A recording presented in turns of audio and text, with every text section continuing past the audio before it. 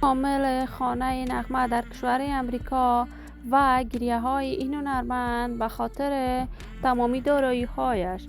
نغمه در کشور امریکا چرا زندگی میکرد و از همسر دومش به چی دلیل هم جدا شد، گفتنی های تازه این هنرمند درباره کارهای هنریش و لغو تمامی کنسرت نغمه در سرتاسر جهان و دوری نغمه از هنر موسیقی، اما به چی دلیل؟ من در این ویدیو پیرامون حقایق همین ماجرا خواهم پرداخت. پس در ادامه با کانال دنیا اینفو باشید.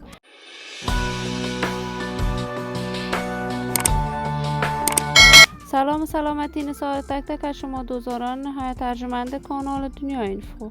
شما را خوش آمدید میگم به یکی دیگر از ویدیوهای جذاب دیدنی این کانال. برای حمایت هرچی بیشتر از کانال دنیا اینفو علامت سابسکرایب را فشار دهید تا بیننده ویدیوهای جذاب دیدنی کانال دنیا اینفو باشید. نغمه هنرمند مشهور، چهره شناخته شده، یکی از هنرمندان بی‌بدیل در هنر موسیقی افغانستان است. علاقه‌مندان و دوستداران خاص خودش را دارد. این هنرمند کارهای هنر موسیقیش را از سن نوجوانی به پیش می‌برد. علاقه‌مندان و دوستان نغمه از مرز میلیون‌ها نفر عبور کرده است. نغمه در سال 2006 از منگل همسر اولش جدا شد، با آنکه دارای 5 فرزند بود. کارهای هنری نغمه با منگل اکنون هم گوشنواز شنونده هایشان است. نغمه با منگل در کشور امریکا زندگی می کند، ولی نغمه باری دیگر ازدواج کرد، اما تازه تصاویرش نشر می شود که از همسر دومش هم جدا شده است.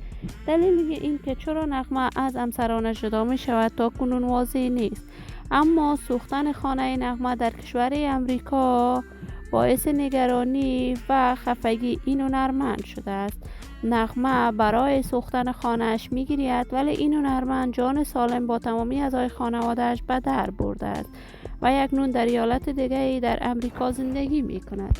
من آرزوی موفقیت، کامیابی و سعادت برای نغمه با جمعی از هنرمندان افغان از بارگاه عزت الله ازال تمنا دارم. دوستداران و همراهان نهایت ارجمند کانال دنیا اینفو، شما هم اگر دوست کانال دنیا اینفو باشید، پس برای حمایت بیشتر از این کانال علامت سابسکرایب را فشار دهید تا بیننده ویدیوهای جذاب و دیدنی کانال دنیا اینفو باشید. این ویدیو را با دوستداران نغمه به اشتراک بگذارید تا درود دیگر شما خوبان را بر لای منان امانت گذاشته موفق کامیاب باشید.